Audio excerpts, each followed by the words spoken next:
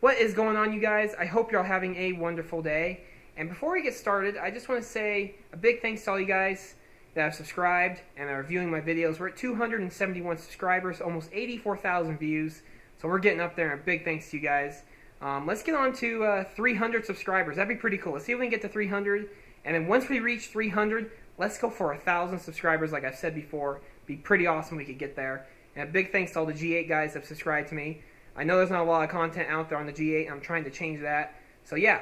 So big thanks to you guys. So what we're doing today is I'm cleaning my mass airflow sensor, which is right here, if I can get my hand out of my camera. Now, I was going to be cleaning that Monday, but it got super cold and I decided not to do it. And the reason I am doing it is because of this K&N filter that I had installed on my Volant intake for better flow. I had been running this filter. It had been a great filter. The only issue is that they coat these in an oil to help capture dust. These things are great for flow and they capture a ton of dust, but they have to cover them in oil. And as you can see, these things are usually like red. This thing is black, okay? And it's not supposed to be that way. So I changed it to this AMSOIL. Yes, that's right, AMSOIL. They make air filters. Dry air filter, which I heard from the G8 board, works great with these intakes. And I've been so happy that I changed it.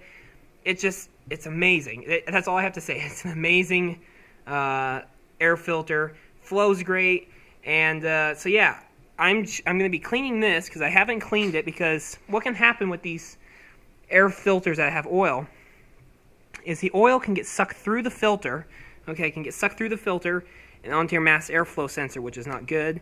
That can impede performance, throttle response, all sorts of stuff. So I haven't cleaned it.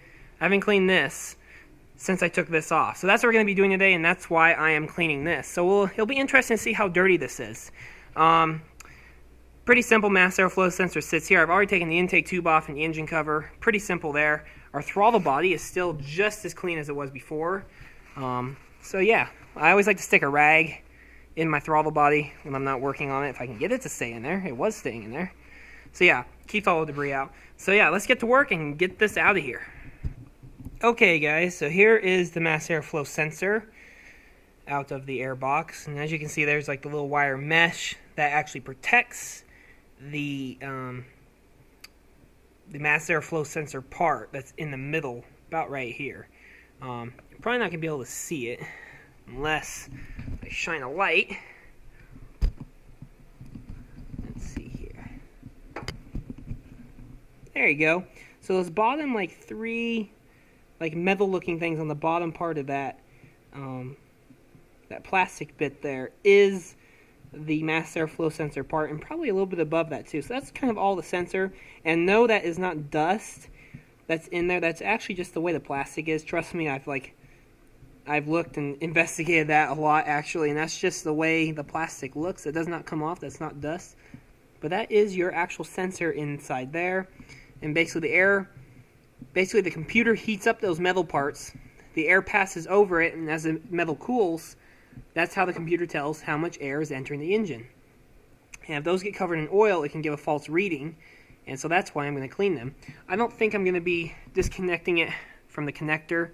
I think I'll just put some rags. This moves enough, this moves around enough.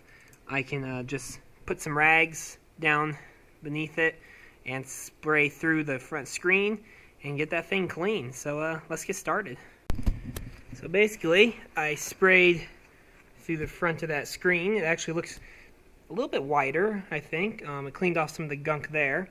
I also sprayed inside there. As you can see, this is a little bit wet.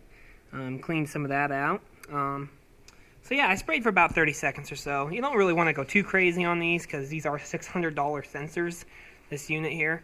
So yeah, I'm going to just kind of wipe out this hose clamp, this hose connector right here, and reassemble it, and we should be good to go. So yeah, I will come back to you when it's all reassembled and sum up the video. Okay, so the sensor is all bolted back in. You do have to push this seal and make sure that this locking tab, that's right there, you can kind of see it, that little bit of piece of rubber right there, is seated, so that way this doesn't rotate on you, because this can rotate. Just make sure all that's sealed. Make sure this is sealed up against the box, which mine is. and looks all good to go, which this definitely does. And so yeah, we'll get the rest of the intake system back on, and I'll conclude our video. Okay, so there it is, all back together. Put this back in. Make sure, if you do take this out, make sure your arrow is pointing the right direction as airflow goes this way into the car. That's usually what that means.